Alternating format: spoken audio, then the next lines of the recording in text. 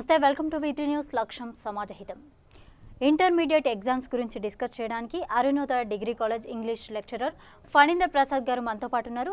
మరి వారిని అడిగి మరిన్ని వివరాలు తెలుసుకుందాం. చెప్పండి సార్, ఇంటర్మీడియట్ ఎగ్జామినేషన్స్లో ఇంగ్లీష్ సబ్జెక్ట్ విభాగంలో మీరు ఇచ్చే సూచనలు. ఇంగ్లీష్ సబ్జెక్టు విభాగం చాలా కష్టతరమైనటువంటిదండి. ఇందులో ఫస్ట్ ఇయర్ సెకండ్ ఇయర్ రెండు పరీక్షల్లో కూడా పేపర్ 3 గంటల పేపర్ ఉంటుందండి. 100 మార్క్స్ పేపర్ అండి. ఇది చాలా జాగ్రత్తగా రాయవలసినటువంటి ఎగ్జామినేషను. అనేక నియమాలు పాటించాల్సి ఉంటుందండి. మొదటిగా ఫస్ట్ ఇయర్ పేపర్స్ గురించి. ఫస్ట్ ఇయర్ పేపర్ గురించి వస్తే ఇది ABC 3 సెక్షన్గా ఉంటుంది. ముఖ్యంగా ఏ సెక్షన్లో 40 మార్క్స్ క్వశ్చన్స్ ఉంటాయి. 40 మార్క్స్కి యాంటేషన్స్ కలిపి ఉంటాయి. 40 మార్క్స్ యాంటేషన్ క్వశ్చన్లు కలిపి ఉంటాయి. ఈ విభాగం చాలా కష్టమైంది. తర్వాత బి విభాగంలో ఒక 8 మార్కులకు 2 ప్యాసేజీలు ఉంటాయి. తర్వాత 52 మార్కుల గ్రామర్ ఉంటుందండి. ఇది చాలా జాగ్రత్తగా రాయవలసిన పేపర్ అండి. ఓకే, ప్యాసేజెస్ ఎన్ని రకాలుగా ఉంటాయి? ప్యాసేజెస్కి వచ్చేటప్పటికి 2 రకాల ప్యాసేజెస్ ఉంటాయండి. ఒకటి ఏంటంటే ఒక జనరల్ ప్యాసేజ్, మామూలుగా అవుట్ సైడ్ ఎక్కడి నుంచి తీసి ఇవ్వడం జరుగుతుంది. ఇంకోటి టెక్స్చువల్ ప్యాసేజ్ కూడా ఇవ్వడం జరుగుతుందండి. ఈ ప్యాసేజెస్ రాసేటప్పుడు పాటించాల్సిన ఒక ముఖ్యమైన నియమం చెప్తున్నాను. ప్యాసేజెస్లో ఉండే సీక్వెన్స్ క్వశ్చన్స్ ఏదైతే ఉంటాయో 1, 2, 3 అది ఆ విధంగా అలాగే జాగ్రత్తగా రాయాలండి. అన్నెసరీ మ్యాటర్ రాయకూడదు. పైగా బ్రీఫ్ ఆన్సర్స్ ఇవ్వవలసి ఉంటుందండి. ఓకే, గ్రామర్ గురించి చెప్తారా? గ్రామర్కి వచ్చేటప్పటికి 52 మార్కుల గ్రామర్ ఉందండి. ఈ 52 మార్కుల గ్రామర్లో అనేక అంశాలు టచ్ అవుతాయి.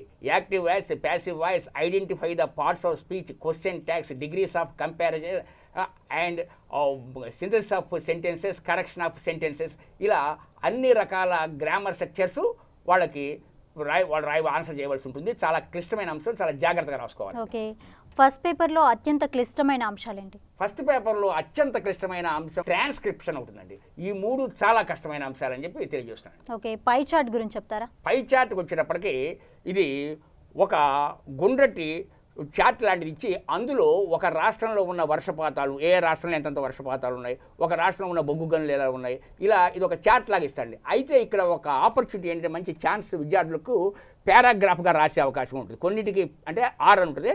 పారాగ్రాఫ్ ఇచ్చి పై చార్ట్గా రాయొచ్చు, లేదా పై చార్ట్ ఇచ్చి పారాగ్రాఫ్గా రాసేటువంటి క్వశ్చన్ అండి. ఇది చాలా జాగ్రత్త చేయాలి. ఎందుకంటే ఆ అంశాలు అవుట్ సైడ్ మ్యాటర్ కాబట్టి విద్యార్థులకి, ఫస్ట్ ఇయర్ విద్యార్థులకి అంత నాలెడ్జ్ ఉండటం మంచిదే. ఉండకపోయినా సరే జాగ్రత్తగా టైం తీసుకొని రాయవలసినటువంటి అంశం అండి. ఓకే, ఫస్ట్ పేపర్లో వచ్చే తేలికైన అంశాలు. ఫస్ట్ పేపర్లోకి వచ్చినటువంటి అతి తేలికైన అంశం చెప్పాలంటే సిలబల్స్ అని చెప్పాలండి.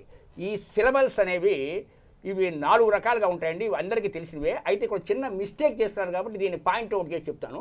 Mono syllable, disyllable, trisyllable and polysyllable అని 4 సిలబల్స్ ఉంటాయండి.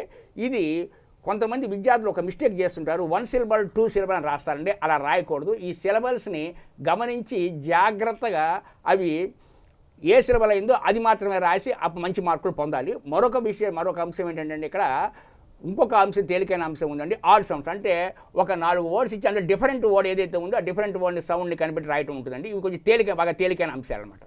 ఓకే, సెకండ్ పేపర్ ఏ విధంగా ఉంటుంది? సెకండ్ పేపర్కి వచ్చేటప్పటికి ఫస్ట్ పేపర్లో 20 క్వశ్చన్స్ ఉంటే సెకండ్ పేపర్లో 17 క్వశ్చన్లే ఉంటాయండి. అయితే 17 క్వశ్చన్ కూడా 17 రోమన్ అంక క్వశ్చన్స్లో మళ్ళీ అందులో ఇప్పుడు ఉదాహరణకి 5th రోమన్ క్వశ్చన్ వరకు కూడా ఈ యాంటేషన్స్ క్వశ్చన్సే ఉంటాయి. యాంటేషన్స్ క్వశ్చన్స్ ఒక చాలా అది కూడా మామూలు ఫస్ట్ పేపర్లో ఉంటుంది. 5 ఇంటూ 8 మార్కులు అంటే 4 తప్పు రాయాల్సి ఉంటుంది ఒక పాటికి 5కి. అట్లా 40 మార్కుల వరకు అదే ఉంటుంది అనమాట. అట్లా అది ఒక కష్టమైన అంశం అండి. తర్వాత యానిటేషన్స్ రాసేటప్పుడు తీసుకోవాల్సిన జాగ్రత్తలు ఏంటి? యాంటేషన్స్ రాసేటప్పుడు తీసుకోవాల్సిన జాగ్రత్తల గురించి చెప్పుకుంటే ముఖ్యంగా చాలామంది విద్యార్థులు యాంటేషన్స్ రాసేటప్పుడు అసలు రైటర్ గురించి రాయడం లేదండి. రైటర్ గురించి ఖచ్చితంగా రాయాలి. ఉదాహరణకి స్పోకెన్ ఇంగ్లీష్, బ్రోకెన్ ఇంగ్లీష్ లాంటి లెసన్ జార్జ్ బెర్నార్డ్ గారు రాశారు. అలాగే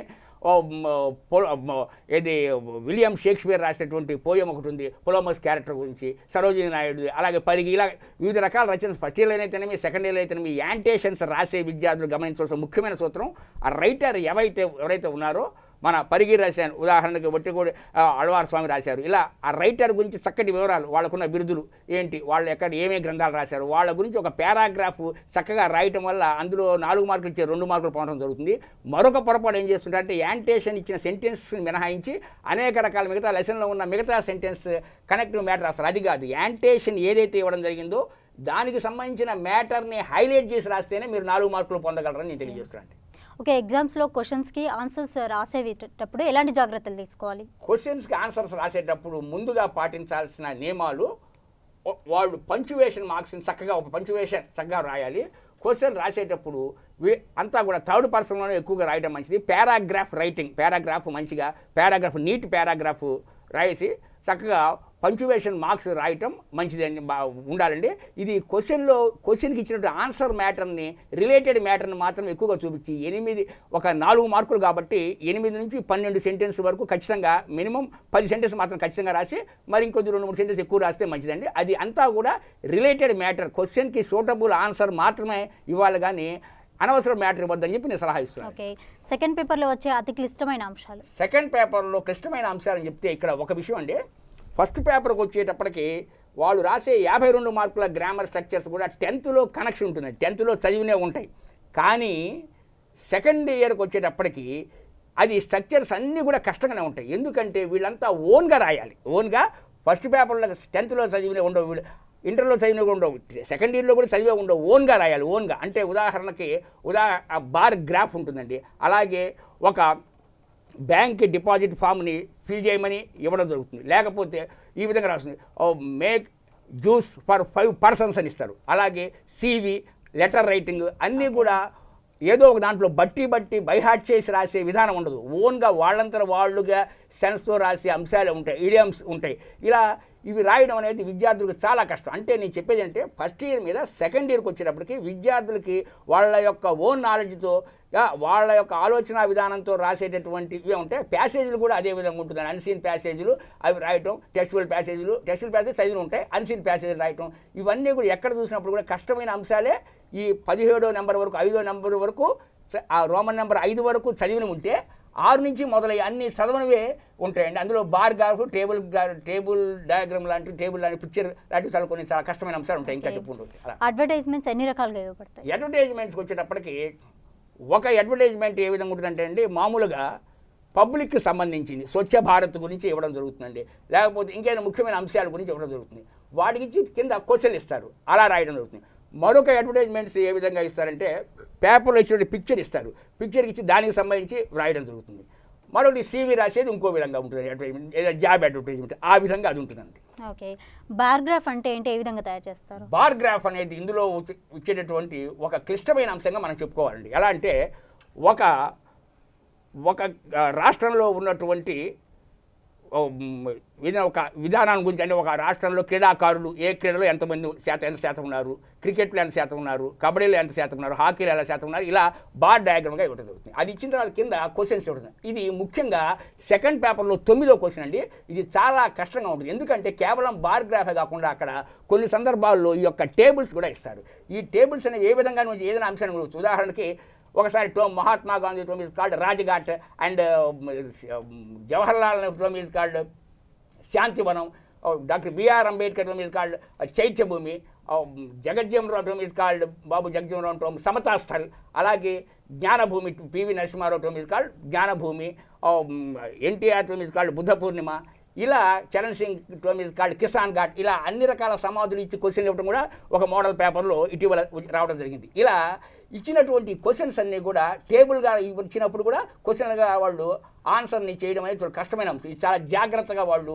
రాసుకోవాల్సిన అవసరం అండి. ఓకే, CV రాయడంలో జరిగే పొరపాట్ల గురించి చెప్తారా? CV అనేది చాలా ముఖ్యమైన ప్రశ్న ఇదండి ఇది. ఎందుకంటే CV అనేది కేవలం ఎగ్జామినేషన్ వరకే పరిమితం కాదు, రేపు భవిష్యత్తులో వాళ్ళు జాబ్స్ రావాలంటే కూడా CVని చాలా జాగ్రత్తగా రాసుకోవాలి. అందువల్ల CVకి సెకండ్ ఇయర్ ఇంటర్మీడియట్లో మేము చాలా శ్రద్ధ తీసుకుంటాం, చాలా ముఖ్యమైన అంశం. ఈ CV ఎక్కడ ఉంటుందంటే అండి, రెజ్యూమ్, CV, బయోడాటా 3 రకాలు ఉంటుంది. మూడింటికి డిఫరెన్స్ లేదని చాలామంది అనుకుంటారు, చాలా పొరపడద్ది. రెజ్యూమ్ కంటే CV విస్తారంగా ఉంటుందండి. బయోడాటాకి ఇంపార్టెన్స్ ఉంటుంది. CVలో మళ్ళీ 2 రకాలు ఉంటాయండి, క్రానలాజికల్ CV, ఫంక్షనల్ CV అని.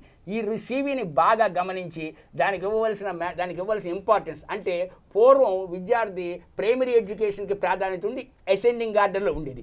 ఇప్పుడు అలా కాకుండా డిసెండింగ్ ఆర్డర్, అంటే హై లెవెల్ క్వాలిఫికేషన్ ఏదైతే ఉందో, MA, PhD, MPhil ఏవైతే ఉన్నాయో అవి పైన రాసి తర్వాత డిసెండింగ్ ఆర్డర్లో ఎడ్యుకేషన్ క్వాలిఫికేషన్ రాస్తున్నారండి. వీటిని హైలైట్ చేసి వచ్చేటువంటి ఈ రీసెంట్గా వచ్చిన మార్పుల్ని గమనించి CVని తయారు చేసుకుని విద్యార్థులు రెడీ కావాల్సిందని చెప్పి నేను చెబుతున్నానండి. ఓకే, నోట్ మేకింగ్ ఎలా రాయాలి? నోట్ మేకింగ్ ఇది ఆ ఏజ్ స్టూడెంట్స్కి చాలా కష్టం అండి. ఎందుకు చేతనంటే అండి, చిన్న విషయాన్ని పెద్దదిగా రాయటం తేలిక, విస్తారంగా రాయటం, ఎక్స్పాండ్ చేసి రాయటం తేలిక. కానీ ఒక పెద్ద మ్యాటర్ ఇస్తారండి, ఒక పెద్ద మ్యాటర్ ఇచ్చేసి ఆ మ్యాటర్ని సంక్షిప్తం చేయటం అనేటప్పటికి చాలా కష్టం. అంటే కొంతమంది ఏమంటున్నారంటే సంక్షిప్తం చేయటం ఏముంది, ఒక 4 మార్కులు కదా, ఒక 7-8 వాక్యాలు ఏవో తీసేసి రాయొచ్చు కదా అని. అలా చాలా తప్పని, అలా చేయొద్దు. అందులో ఇచ్చినటువంటి వాక్యాల్లో ఇప్పుడు మన్ కీ బాత్ అనేది ఉందండి.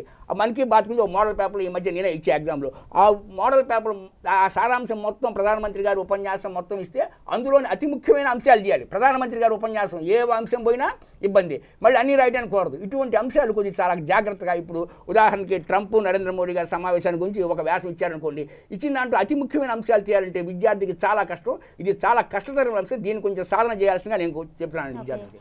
లెటర్ రైటింగ్ రాసుకునేటప్పుడు తీసుకునే జాగ్రత్తలు. లెటర్ రైటింగ్ అండి, లెటర్ రైటింగ్ అనేది అతి ముఖ్యమైన అంశం, అతి కష్టమైన అంశం కూడా. ఎందుకంటే వీళ్ళు లెటర్స్ ప్రాక్టీస్ చేస్తారండి. కానీ లెటర్ రైటింగ్ చేసేటప్పుడు ముఖ్యంగా జరిగే పొరపాట్లు ఏంటంటే అండి, ఉదాహరణకి డేట్ వేయాలి. డేట్ ఈరోజు డేటు మార్చి 1వ తారీఖు 1/3/2020. కొంతమంది విద్యార్థులు ఆ కంగారులోనో తెలుసో తెలియకో లేకపోతే వేసిన బుక్లో చూసో 3/1/2020 అని వేసి, ఎందుకంటే ఇది అమెరికాలో ఆ విధంగా వేస్తారు. అలా కొన్ని బుక్స్లో ఉండటం వల్ల అలా వేసే పొరపాటు కూడా ఉంది. అలాగే salutation, body of the letter, subscription, conclusion, address on envelope, ఇవన్నీ కూడా జాగ్రత్తగా రాసుకోవాలి. ఇందులో ఎక్కడ ఒకవేళ పొరపాటు దొరికినా మార్కులు పోగొట్టిన ప్రమాదం ఉంది. లెటర్ రైటింగ్ 1-2 సార్లు పరిశీలనగా రాసుకోవాలి. చివరిలో వచ్చే అంశాలు కాబట్టి చివరిలో వచ్చిన అంశం అంటే 17వ క్వశ్చన్గా వస్తుంది. వచ్చినప్పుడు ఆ క్వశ్చన్ రాసేటప్పుడు విద్యార్థి టైం అయిపోతుందనే తొందరలో త్వరగా తప్పులు దొరికే ప్రమాదం ఉంది. అటువంటి ప్రమాదానికి గురి కాకుండా ఎక్కువ లెటర్స్ని సాధన చేయవలసిందిగా కోరుతున్నానండి. Okay sir. సెకండ్ పేపర్లో తేలికైన అంశాలండి సార్. సెకండ్ పేపర్లోకి అతి తేలికైన అంశాలంటే ఉదాహరణకి డైలాగ్ రైటింగ్ అండి. డైలాగ్ రైటింగ్ ఒక dialogues between a thief and a police officer, dialogue between a student and a teacher, dialogue between father and son, ఇలా డైలాగ్ రైటింగ్ ఒకటి తేలికండి. మరొక తేలికైనటువంటి అంశం మేకే ఏదైనా చిన్న విషయాన్ని ఇస్తారండి, అది తేలిగ్గా ఇవ్వచ్చు, కష్టంగా ఇవ్వచ్చు. మేక్ జ్యూస్ ఫర్ 5 మెంబర్స్ అని తేలిగ్గా ఇవ్వచ్చు. లేదా విద్యార్థులకి అవగాహన లేని అంశం, ఇంట్లో చేసేటువంటి ఒక మేక కర్రీ, పొటాటో కర్రీ అంటారు. అది ఆ అంశం మీద విద్యార్థికి మాతృభాషలో నాలెడ్జ్ ఉండదు. మాతృభాషలో నాలెడ్జ్ లేనప్పుడు అది రాయలేరు కొంతమంది. అది కష్టంగానే ఇవ్వచ్చు, ఒక్కోసారి తేలిగ్గా వచ్చిన సందర్భంలో కూడా ఇవ్వచ్చు. ఈ విధంగా లేకపోతే make how do you prepare for interview అని ఒక తేలికైన అంశాన్ని కూడా ఇవ్వచ్చు. ఇది కొంచెం తేలిగ్గానే వస్తుంది.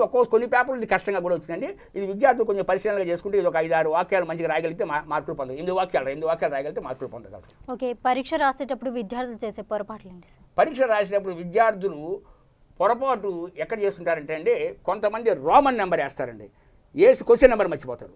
కొంతమంది క్వశ్చన్ నెంబర్ వేస్తారండి, కానీ రోమన్ నెంబరు మర్చిపోయే ప్రమాదం ఉందండి. అలా కాకుండా రోమన్ నెంబర్ అయితేనేమి, క్వశ్చన్ నెంబర్ అయితేనేమి కరెక్ట్గా నెంబర్లు వేయటం, ముందు నెంబర్స్ కరెక్ట్గా వేయటం, తరువాత పేపర్ ముందు పెట్టుకొని రాసిన అంశాన్ని రాసినట్టుగా ముందు టిక్ చేసుకోవాలి. అక్కడ టిక్ చేసుకున్నట్లయితే వాళ్ళు మనం ఎన్ని రాసాం అనేటువంటి అంశంలో ముందుకెళ్తూ ఉంటుంది. అలాగే ఈ తొందరగా స్ట్రెస్ పీరియడ్, తొందరగా కంగారు పడిపోవడం, పరీక్ష టైం అయిపోతుంది అనుకోవటం, అట్లా ఏమవుతుందండి 3 గంటలు కావలసినంత సమయం సెకండ్ ఇయర్ 17 క్వశ్చన్లకి, ఫస్ట్ ఇయర్లో ఉన్న 20 క్వశ్చన్లకి 3 గంటల సమయం కరెక్ట్గా సరిపోతుంది. హాఫ్ అన్ అవర్కి బెల్ కొడతారు. మీరు జాగ్రత్తగా రాసినట్టయితే 3 గంటల సమయము మీకు సరిపోతుంది. ఎక్కడ కూడా మీరు సమయాన్ని వృధా చేయకుండా చక్కగా చదివిన విద్యార్థులకి వాళ్ళ ఆలోచన శక్తిని బట్టి, అది చెప్తున్నారు ఫస్ట్ పేపర్లో అయితే మీరు అన్ని చదివిన అంశాలు వస్తాయి. సెకండ్ పేపర్కి వచ్చి కొంచెం టచ్ లేని అంశాలు కూడా రావచ్చు. కాబట్టి కంగారు పడకుండా జాగ్రత్తగా నిదానంగా రాయవలసి ఉంది. అది పొరపాటు చేయకుండా. V3 న్యూస్ నుంచి విద్యార్థులకు మీరు ఇచ్చే సూచనలు. మొట్టమొదటి నేను విద్యార్థులకు ఇచ్చే ఒక సలహా ఏంటంటే అండి, పాజిటివ్ థింకింగ్తో ఎగ్జామినేషన్ హాల్లోకి వెళ్ళాలి. అనేటప్పటికి ఎలా అంటే, కొంతమంది విద్యార్థులు అనుకుంటుంటారు ఎగ్జామినేషన్ హాల్కి వెళ్ళే ముందు లేకపోతే 2-3 రోజులు ఎగ్జామ్స్ ముందు రోజు ఏమనుకుంటుంటారు, ఈసారి ఇంగ్లీష్ పేపర్ చాలా హార్డ్గా వస్తుందట, ఏ పేపర్ హార్డ్గా వస్తుంది అని పక్కవాడు ఎవడో అంటాడు. ఏ పేపర్ హార్డ్గా వస్తుందో, ఏ పేపర్ హార్డ్గా రాదనేది మీకు తెలియదు, నాకు తెలియదు, ఎవరికీ తెలియదు. అటువంటి థింకింగ్ ఉండకూడదు. పేపర్ ఈజీగా వస్తుంది, హార్డ్గా ఉంటుంది అనే సైకాలజీలో కాకుండా నేను అన్నీ చదివాను, నేను అన్నీ రాయగలను అనే ధైర్యంతో ముందుకెళ్ళాలి. అలా ధైర్యంతో ముందుకెళ్ళినప్పుడు ముందుగా ఏం చేయాలంటే, పేపర్ ఇవ్వగానే ఒక 10 నిమిషాలు పేపర్ మొత్తం చదువుకోవాలి. ఫస్ట్ ఇయర్ వాళ్ళు అయితే వాళ్ళు 20 క్వశ్చన్లు చదవండి, సెకండ్ ఇయర్ వాళ్ళు 17 క్వశ్చన్లు చదవండి. చదివిన తర్వాత నెమ్మదిగా మీకు ఏది బాగా వచ్చో ఆ అంశమే రాయండి. ఏది బాగా వస్తే ఆ అంశమే రాసే హక్కు విద్యార్థికి ఉంది. పైగా మరొక విషయం ఏంటంటే అలా తర్వాత రాసిన తర్వాత మీకు కొద్దిగా ఒక మాదిరిగా వచ్చిన అంశాలు రాయండి. తరువాత ఏమీ రాయని కూడా కొంత సెన్స్ ఉంటుంది కాబట్టి ఆ సెన్స్ని బట్టి ఆలోచించి కొంత ఓన్ వర్డ్స్తో రాయండి. ఇలా ఏ అంశాన్ని కూడా ఛాయిస్గా ఉపయోగించుకొని ఏ అంశాన్ని కూడా విడనాడకుండా ఒక్క మార్కు కూడా నియంత్రణగా పోగొట్టుకోకుండా అన్నీ రాయవలసిందని కోరుతున్నాను. మరొక విషయం ఏంటంటే రాసిన ప్రతిదాన్ని కూడా అక్కడ టిక్ చేసుకొని రాసిన ప్రతి అంశాన్ని టిక్ చేసుకొని నెర్వస్నెస్ ఫీల్ కాకుండా నేను మంచి మార్కులు పొందగలను అనే సైకాలజీతో అనవసరపు ఆలోచనలు ఎక్కడ కంగారు కానీ అనవసర ఆలోచన కానీ లేకుండా జాగ్రత్తగా పరీక్ష రాయవలసిందిగా నేను కోరుతున్నాను విద్యార్థిని. మీకు మీ ఆత్మస్థైర్యం మిమ్మల్ని విజయం బాటలో నడిపిస్తుందని నేను కోరుతున్నాను. ఓకే, ఇంటర్మీడియట్ ఇంగ్లీష్ ఎగ్జామినేషన్ గురించి చాలా చక్కగా వివరించారు ఫణీంద్ర ప్రసాద్ గారు. Thank you sir. నమస్తే.